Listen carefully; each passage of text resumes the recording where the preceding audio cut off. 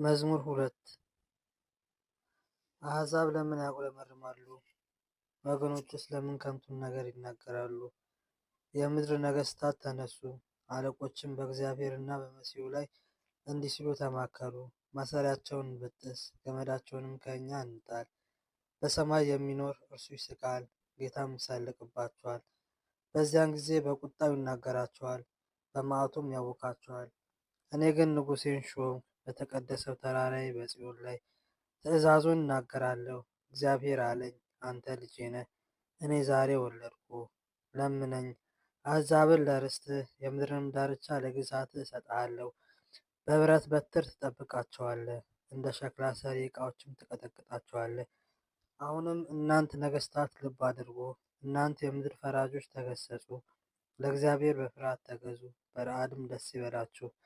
ተግሣጹን ተቀበሉ፣ ጌታ እንዳይቆጣ፣ እናንተም በመንገድ እንዳትጠፉ። ቁጣው ፈጥና ትነዳለች፣ በእርሱ የታመኑትን ሁሉ የተመሰገኑ ናቸው።